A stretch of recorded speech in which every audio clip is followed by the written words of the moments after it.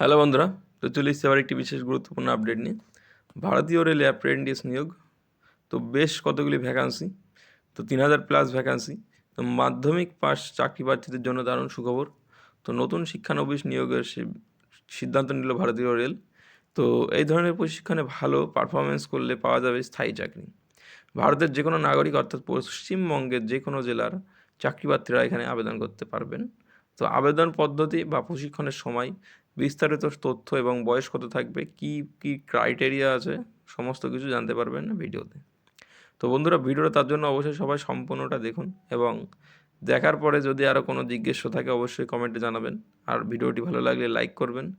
বন্ধুদের সাথে শেয়ার করার প্রয়োজন মনে হলে অবশ্যই শেয়ার করে বেল আইকন অন করে রাখবেন গুরুত্বপূর্ণ আপডেট সবার আগে পাওয়ার জন্য।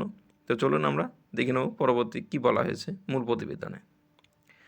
তো পদের নাম অ্যাপ্রেন্টিস, এনরোলমেন্ট বা এমপ্লয়মেন্ট নাম্বার যেটা হচ্ছে সেটা হচ্ছে 06/2023।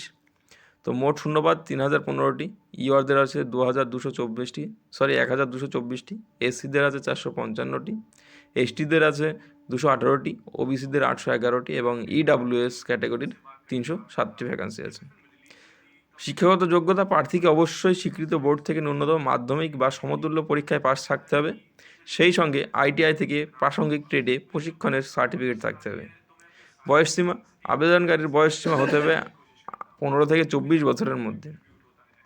এসসি এসটি প্রার্থীদের 5 বছর এবং ওবিসিরা 3 বছরের ছাড় পাবেন।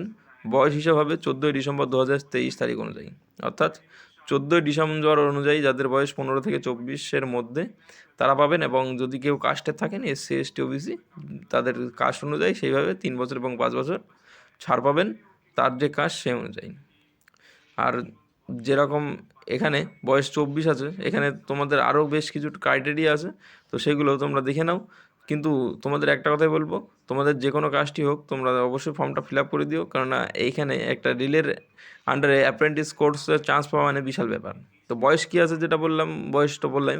তো মাসিক স্টাইপেন্ড, তো নির্বাচিত প্রার্থীদের বর্তমান কেন্দ্র সরকারের শিক্ষা বিকাশশীল যে নতুন আইন হয়েছে, তো সেখানে আর কি সেই আইন অনুযায়ী তোমাদের স্টাইপেন্ড দেওয়া হবে। আবেদন পদ্ধতি, ইচ্ছুক প্রার্থীরা অনলাইনের মাধ্যমে নিজেদের আবেদন নথিভুক্ত করতে পারবেন।